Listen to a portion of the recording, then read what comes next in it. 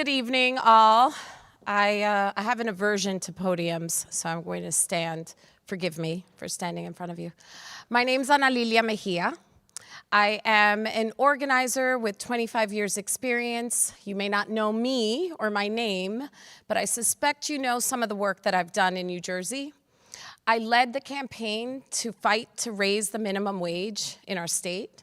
I led the campaign to pass Earned Sick Days and to pass the Democracy Act. I've been an organizer working behind the scenes, trying to build governing power for working class people. I never thought that I would run for office, mostly because I felt more comfortable, some could attest, telling other politicians, 20, 25 politicians what to do than being one myself. But in this moment where we have such a crisis in our democracy, in our economy, it felt critical for us regular people to jump in. I want to remind folks, Barack Obama, John Lewis, they were organizers. The reason organizers are successful in critical moments is because we are trained to be able to engage people. We are trained to be able to bring people into civic participation, to talk to folks about what are the things that are keeping them up at night and putting it into action. If I'm elected as your representative, I am going to be fighting to unrig our economy and to protect our democracy. The biggest problem we have is the outsized power of money in our democracy. Those with money cheat so that they pay less and we end up with less. Those who have access end up flooding our electoral system and drowning us out. I am an advocate of policies that help right that, correct that. I believe that members of Congress should not trade on stock for companies that they regulate. I believe that we should have tax fairness and tax billionaires so that we all could have nice things. I've done the math. I know even ideas like Medicare for all, even a public option, childcare for all, health education for all, higher ed for all, is actually more possible if we had tax fairness in our country. I want to leave you with just this basic truth. It is clear that in this moment, we are facing rising authoritarianism and the grasp of power by oligarchs. I will remind you that an authoritarian is quite simply a corrupt politician that has gotten a taste from stealing from you. And an oligarch is just a corporate interest that has gotten a taste from stealing from you and their employees. The only thing standing between them and their complete avarice is us, an informed electorate. I am seeing stop. I am going to listen, as told.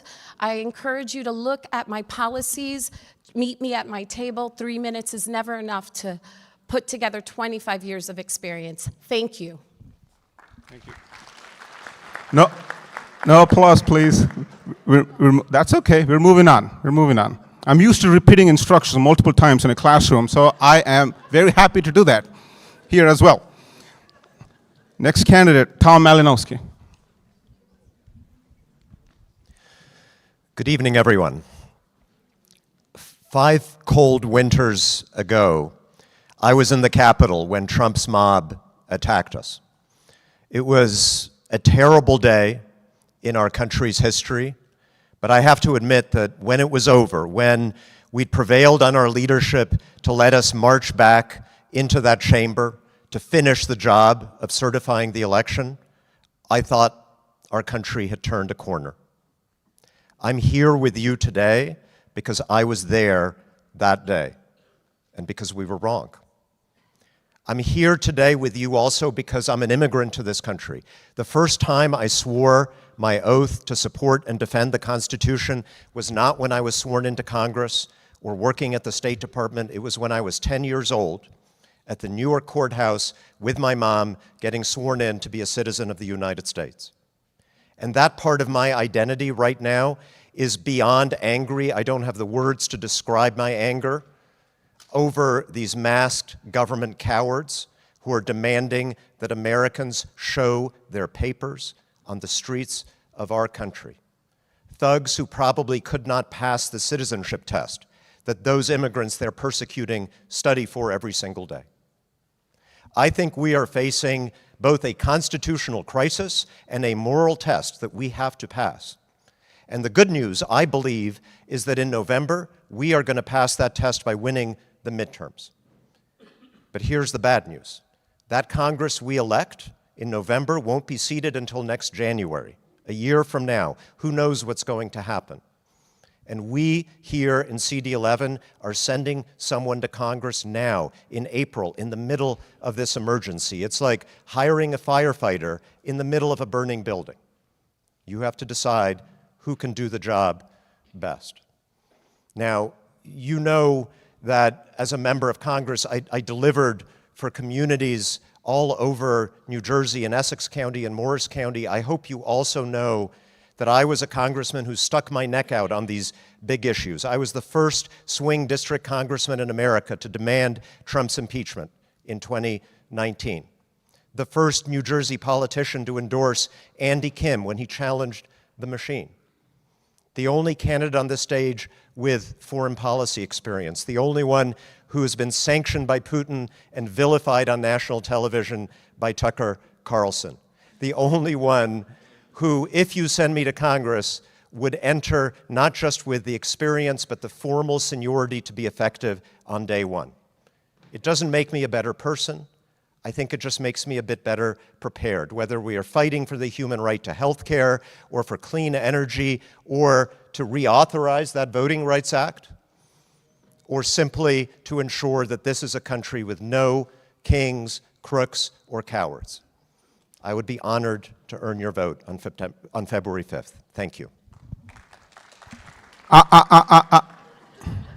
No. All right. I understand. To contain that burning desire to applaud is, yeah. Next candidate, Zach Beecher. Thank you. Well, we wouldn't get into this business if we didn't want to talk to you about what we're thinking. First, I'm Zach Beecher. I grew up in Randolph, New Jersey, the son of a cop and a social worker. And so the talk around the table when I was a kid was if you see a problem, you solve a problem. I took that service mentality on to college and into the 82nd Airborne Division, where I was young, dumb, and maybe bold enough to fall out of a few good airplanes. Had an opportunity and the privilege to deploy forward to Iraq in 2016, 2017, at the peak of the ISIS occupation in Mosul. And we had to solve problems with paratroopers and NATO allies from across the world. Paratroopers with different backgrounds, different sexual orientations, different conceptions of what politics could be and ought to be, but all shared in their purpose on the mission that we had ahead of us. And no matter how daunting the challenge, we knew that we could accomplish it if we saw the value, the opportunity, and the ability to enrich one another's path to accomplishing that mission. And so I took that mission-oriented mentality and I brought it into the private sector, built a nonprofit, built businesses, and for me, I watched as the second time Donald Trump was inaugurated. The first time was over a sad MRE in Iraq in 2016, January 2017. This time, it was 5 days after my son was born. And that urgent call, that demand, that attack on the promissory note of one generation to the next that you will have a better opportunity in this life was under assault in a way that I never thought I would see again in my life.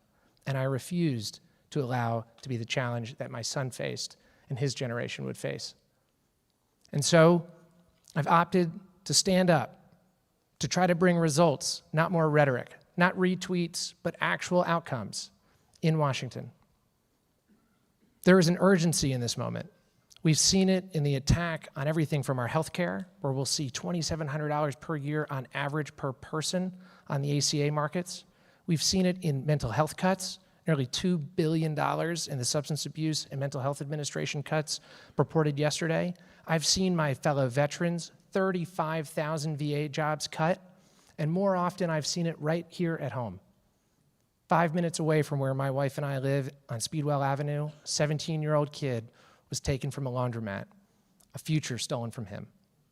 But I also joined that protest last night, and I knew that the future is in our hands, that we are our best hope, and that we, as I used to promise paratroopers in the 82nd in that greeting of the day, we can go all the way. And so I'm asking you to go with me all the way to demand results, to demand accountability, and to demand the outcomes that we and that next generation deserve. Thank you. Who are the people who applauded? Next time I hear an applause prematurely, I'm going to give you an integral calculus problem to solve. That will keep you busy. Next candidate, Jeff Grazel.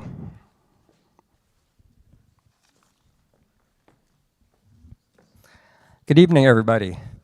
I stand before you as a candidate with a very unique profile. I am the only mayor up on the stage, but I'm not just any mayor. I am a mayor who flipped my town from red to blue and became the first ever Democratic mayor of Morris Township. And I stand up here as an engineer who solves problems for a living. But I'm not just any engineer. I am an inventor with 13 patents to his name. And so I am always looking for a better way of doing things and never satisfied with the status quo. I grew up in Englewood, New Jersey, where my parents still live, and I moved out to Morris County, to Morris Township, to raise my family 28 years ago. Little did I know that I was moving to a ruby red area, and when I poked my head up and saw how my town was run, I was surrounded by a whole lot of Republicans out in Morris County. I became a disenfranchised resident of Morris Township. I didn't like the way I was treated. I didn't like the way our town was run. So I'm a person of action, and I stood up and I ran for office. And in my town, you can run every single year. One of the council seats is up every single year. I had to run 5 times before I won, and I became the first Democrat elected since Watergate. I lost my re-election in the Ruby Red town, but I coached a lot of soccer and baseball, always giving back to my community, and won again, lost again, came back and won again. And then with the blue wave in 2018, when I was on the ballot with Mikie Sherrill, we both won, and I became the first Democratic mayor in 2019.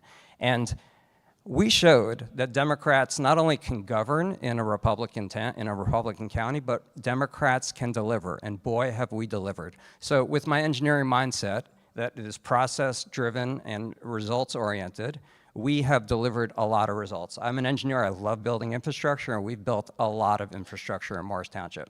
But we didn't just focus on that, we made sure that we had a very broad and secure tax base, and we brought in a lot of new businesses. The crowning jewel of my achievement as mayor was having the Red Bulls invest $130 million building a world-class training facility in Morris Township. And just today, it was announced that Brazil is going to be practicing in Morris Township and staying at our hotels in Morris Township, because Morris Township is a host town for the FIFA World Cup. We are very, very proud of what we have achieved.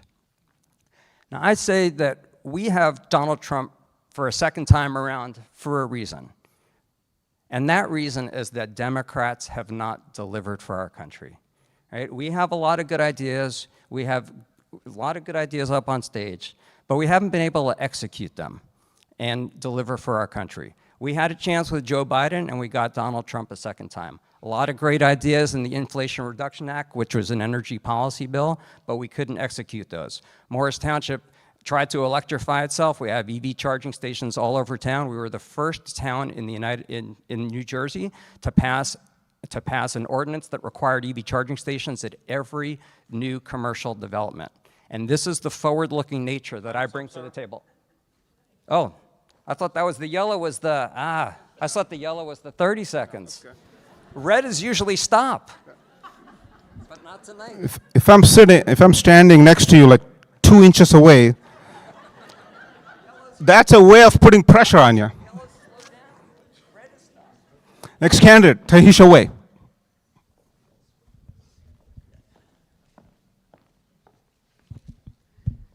Good evening, good evening. I'm Tahisha Way, and it's a beautiful thing to see each and every one of you here in partnership with the League of Women Voters, understanding that we must create a healthy democracy, especially on Martin Luther King's birthday, because we are definitely at a precipice. Healthcare, democracy, our opportunities are being crippled. And see, for me, I am a mom of 4 girls who oftentimes think I only graduated from kindergarten, But nonetheless, they understand the one thing about their mom is being that fighter and that protector. And since the age of 19, when I suffered a cerebral hemorrhage, I almost lost my life, my vision, I had to fight. Why? Because my parents' insurance did not cover my occupational therapy. So imagine that, a college student alone having to retrain herself to read. But onward to my position of Secretary of State, in which I've been proud to be the guardian of our democracy here in New Jersey, expanding it all the while Trump and his cronies have been trying to dismantle it, voter suppress. I have been sued so many times, I even asked the Deputy Attorney Generals, is there a law against being sued 3 times in a day? But yet, I stood strong in your name, making certain that I was partnering with League of Women Voters, not only on elections, but with the census. And I am the only candidate who is still in the ring, protecting your personal identifying information from being provided to the DOJ off of voter rolls. As Lieutenant Governor, I've expanded mental health services for our college students, supported small businesses, and of course, enacted laws on transparency, because we must be representatives of integrity. And these sort of ideals and principles is what I would bring as your rep in DC. Lowering healthcare costs, protecting the ACA, in ushering in universal pre-K like I have done here in the great state of New Jersey, and always being mindful of our immigrant community. Like I signed the law where employers now in New Jersey will get penalized if they disclose immigrant status.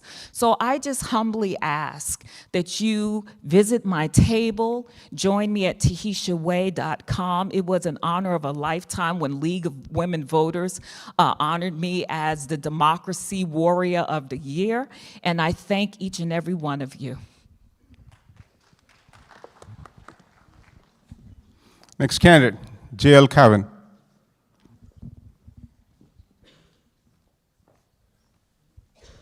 Thank you. I was honored as the tallest candidate here, so thank you very much for that as well. Just quickly to get the bio out of the way. By day, I'm an eviction prevention lawyer. That's what I was doing today until 5 o'clock. And when we talk about affordability crisis, I think a lot of us talk about property taxes and energy bills, and those are, of course, real concerns. But underneath that is a deep and true crisis affecting a lot of people who are obviously not in this room tonight. I am the son of a Haitian immigrant. He was a doorman in New York and an Irish Catholic mom.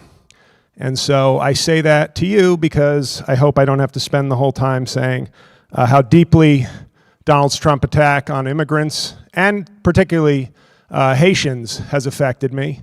I majored in history at Williams College. So when I see ignorant moron of a president trying to rewrite history and erase history, I take it very personally. Went to Georgetown for law school. When I see him shredding the Constitution on a daily basis, that affects me. And I've also been a stand-up comic for 22 years. It's true. So when he goes after comedians, I also feel that very personally.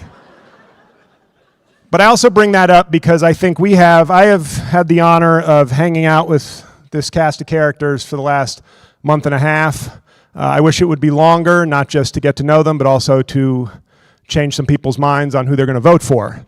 But I do think that this is a slate of candidates mostly geared for a 1996 or 2006 election, not 2026. People will get up here and give you their presidential platforms and tell you their personal stories and how that should make you want to vote for them. I'm the only candidate on this distinguished group of almost a dozen that has real impactful social media work. Now, I bring up the comedy not because I'm going to be the funniest person in Congress, though I would be, but because the communication skills I've had to amass over 300,000 followers on social media are not some sort of trivial aspect to my candidacy. I gave you my resume so that you'd take me seriously, but Contrary to what one of the candidates said, I think Joe Biden accomplished a hell of a lot. And the fact is, in 2024, when nobody's paying attention to those accomplishments, and we're told that democracy was not a winning issue, that's a failure of communication. That's a failure of reaching Americans where they are. So when you sit here, you are all like-minded, invested people in our democracy. You're here tonight. But there are thousands and millions of people out there who don't come to meetings like this, who are not as engaged as you are, and you need somebody who can reach them, and I am that candidate. Thank you. Thank you. Thank you. Just a reminder, there will be an opportunity for all attendees to take pictures with the candidates towards the end. Just want to remind that. Next candidate, Brendan Gill.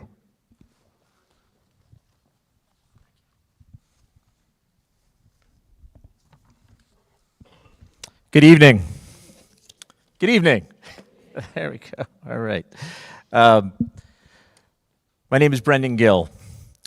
I grew up just next door in the township of Montclair in a middle-class household, a union household, 5 of us, 1 bathroom. My father spent 53 years teaching in our Montclair public schools. And from him, I learned that you don't just live in a community, you contribute to it. That belief shaped my life and led me to public service. It's why my wife and I chose to raise our family in Montclair, the town that raised me. I began my career working in congressional offices. I worked in the office of the late Congressman Bill Pascrell, who represented much of this district. I worked in the office of Senator Frank Lautenberg and the office of Senator Cory Booker. I was honored to be a part of their campaigns, being the campaign manager for both Senator Booker, Frank Lautenberg, and Phil Murphy, and standing alongside them as we fought for progressive values and results. We are living in frightening times. My wife immigrated to this country from Colombia at 13 and now serves as the first Colombian American to ever serve in the New Jersey legislature. As the father of Latino children, this fight is personal. I see the things that I had and the privilege I had growing up with, and I see it slipping away. For the past decade, I've been a small business owner, and I've also served as an Essex County Commissioner and chair of the Montclair Democratic County Committee. As a commissioner, I have delivered results. I helped lead the fight to end our ICE detention contract. I have strengthened gun laws. I helped pass New Jersey's first ever county-level complete streets policy. I expanded oversight at our correctional facility, and I advanced the creation of the Essex Hudson Greenway. As chair of the Montclair Democratic Committee, we built a winning, community-rooted party, organizing over 14,000 volunteers and helping to elect leaders up and down the ballot, some of them who are on this stage tonight. What sets me apart is simple: experience and readiness. I know this district. I am of and from it. I know its challenges, and I will be ready to serve and begin to work on behalf of all of you on day one. I am, of course, running to stand up to MAGA extremism and to fight for the values that make our community strong. That starts with affordable health care so we can take care of ourselves and the people that we love by strengthening the Affordable Care Act, protecting Medicaid, and ensuring no family has to choose between their health and their paycheck. I am stopping because he is standing up. I will finally say, regardless of the results, I know many of you in this crowd tonight, regardless of the results on February 5th, I am here to tell you I will still be here with you. Thank you so much. Sorry, I interrupted. That was the beginning of a new sentence after time up. So I teach English too, reading comprehension. Next candidate, Cami Croft. Cami Croft. Hi, y'all. Is this on? Yes. Can you hear me? Can you hear me okay? All right. Thank you all for having me. It's so lovely to see you all here, and thanks for taking time in your evening to be here. My name is Cami Croft. I'm a mom of 3 kiddos in Montclair Public Schools. I worked in the Obama White House, where I helped pass the Affordable Care Act. I've spent 10 years fighting for immigrant rights, and most recently, I was building and leading a clean energy organization laser focused on helping people save money on their energy bills. Until at this time last year, Donald Trump attacked that organization, unlawfully froze our bank accounts, and I found myself a target on the Senate floor. I was part of a MAGA conspiracy. I am running for Congress right now to fight back. I learned how to fight from my mom, who grew up in Passaic. She had 4 babies by the time she was 20 years old. And she raised us often by herself on a waitress's tips. Food stamps, public housing, Medicaid. These were programs she worked really hard for, services that we needed, and they are services that this administration slashed this summer and that they don't give a dang about. I fought my way from being a free school lunch kid to working in the Obama White House. That is the America that I know is possible, but every day we see this administration ripping it away from us. I know this fight against Trump because it keeps coming to me and to my door. I helped President Obama get millions more people access to health care, including my mom, and they are clawing it back. I fought for a pathway to citizenship for Dreamers. Trump blocked it. I built a clean energy organization to help people save money on their energy bills, and Trump attacked us. Look, I am not a politician or a lobbyist. This was not on my bingo card as something that I was going to do. But in this moment, I want you to know that I am a fighter with 25 years of experience getting the federal government to actually deliver for us. I've been knocking on doors almost every day since June, almost every weekend, rather, not every day. First to help elect our new governor, Mikie Sherrill, and then for this campaign. And here's what I've heard at the door. There's a lot of rage, a lot of anger, and underneath that, there's a lot of fear. There's fear about this economy and what's going to happen, and harder to get by, and people are afraid of their government. In 21 days, people in this district, we have the opportunity to decide and determine who we are going to be as a Democratic Party going into a must-win midterm cycle for our economy and our democracy. And my argument is this: more of the same will not get us out of this mess. And I ask that you vote for the future of our party. Thank you. Thank you. Doesn't feel good to be the bad guy. Now, to be the bully. No.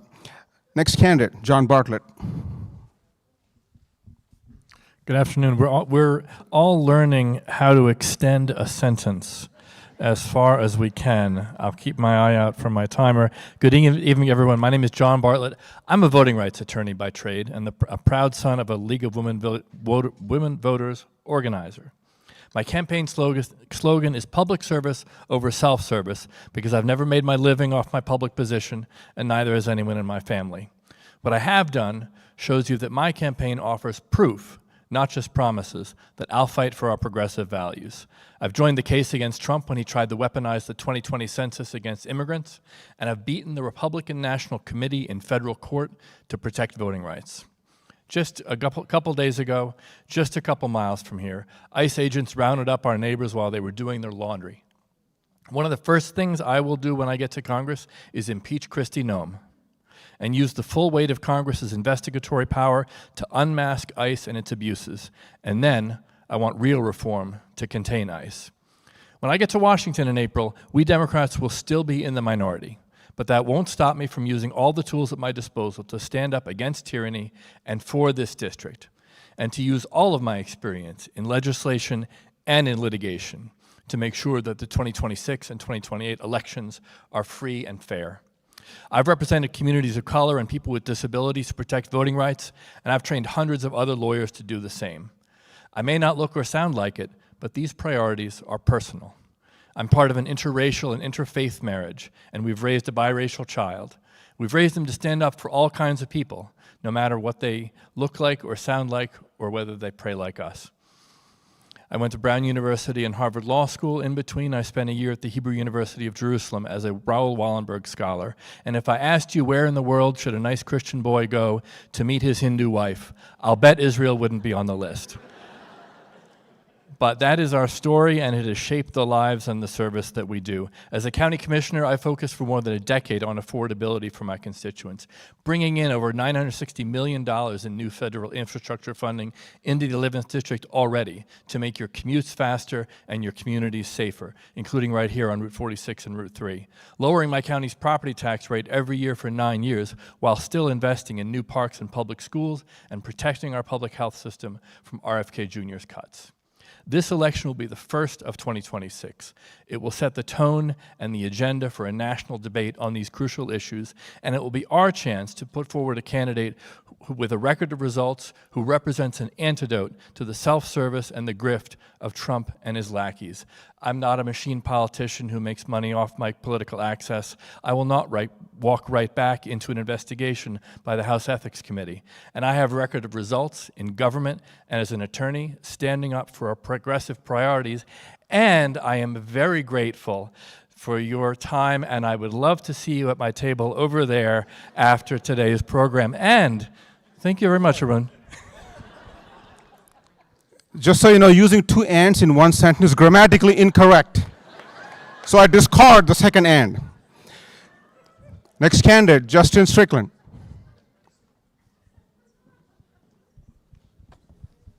Howdy, everybody. Thank you for that. My name is Justin Strickland. I'm originally from Texas, but I have lived in New Jersey for over 8 years now. I am a councilman in Chatham Borough. I love Chatham. It's a great town. I started my career in the United States Army. I was a platoon leader in Iraq and Baghdad in 2004, and I was on an 11-man team that was like a special forces team living with the Iraqi infantry in 2006 in Mosul. I'm also a former Pentagon official who did economic development in the Middle East and Afghanistan, having traveled to Afghanistan 16 times. Now, I'm going to say something straight from the heart here. I think the Democratic Party needs to change. We're in the moment we are in this country right now, in this moment in history, because the Democratic Party has not changed. We've known Donald Trump's a bad dude. We know MAGA's bad. It's been that way for 10 years, right? And our Democratic leaders in Washington, D.C. have not, answered the call. And it's not just a certain type of Democrat. It's the progressive Democrats as well. We need Democratic leaders to start changing how they're going to stand up and fight for regular people. After Donald Trump won his election this last time, I took that to heart and I started doing, grassroots work with regular people. I started showing up on bridges at the visibility brigades. I started doing the Montclair Sundays. I started going to the Lantern League, being with the regular people and listening to them and hearing them. I was the only elected official to do so. I'm the only one up here who has committed to not take any PAC money. I am not the only one up here who is committed to not go try to chase endorsements, because the people that matter to me are the people who are voting. It's not transactional to me. It's about truly trying to make lives better for people. My friends are the people who I met in the protests, the people who have 3 kids, who don't get paid to organize protests. My friends are I got a retired couple on my team going door to door every day because they believe in the policies. And the policies that I'm standing for and my team is standing for are economic policies that make life better for regular Americans. Public option health care, affordability to buy homes, I have a policy for that. Paying for childcare, a childcare coupon, capping college tuition, things that will make life better for everybody. And I'd love to talk to you more about that afterwards at my table. I can talk to you more about how I feel that we need to change as a Democratic Party, and I look forward to, earning your vote. Thank you. Thank you. And the last candidate for tonight is Annalee Williams.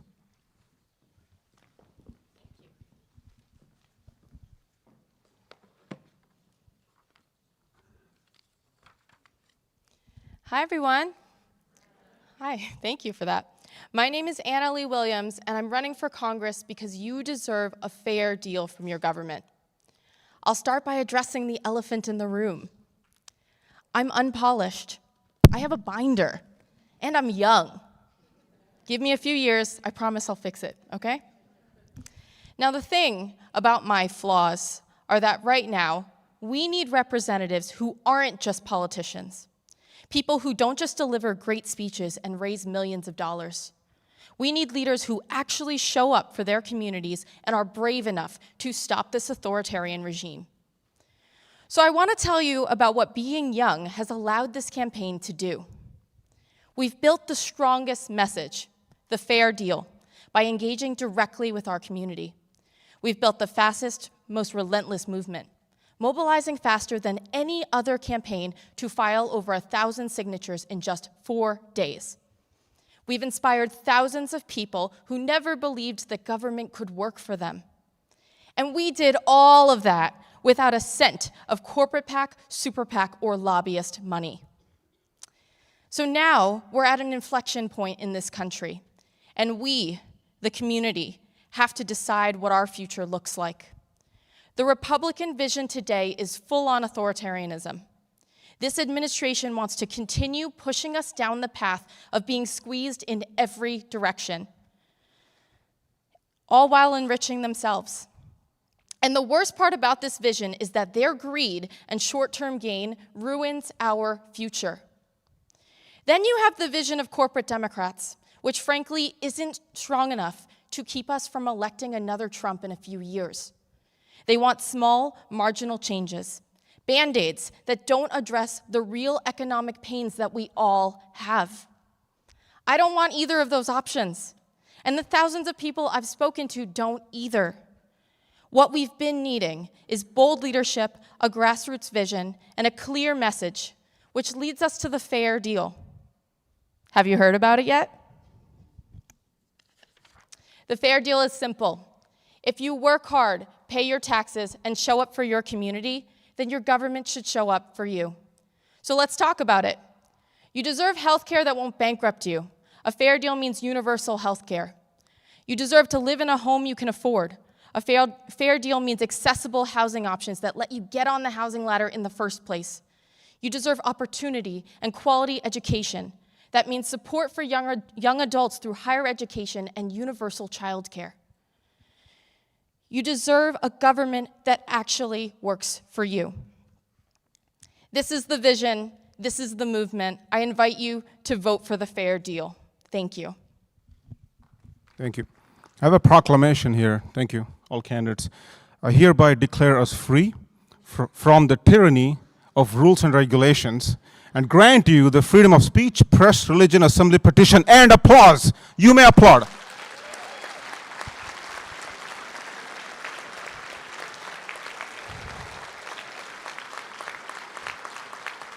That was an amended First Amendment. Thank you, candidates. I request all the candidates to stay on stage for a group picture.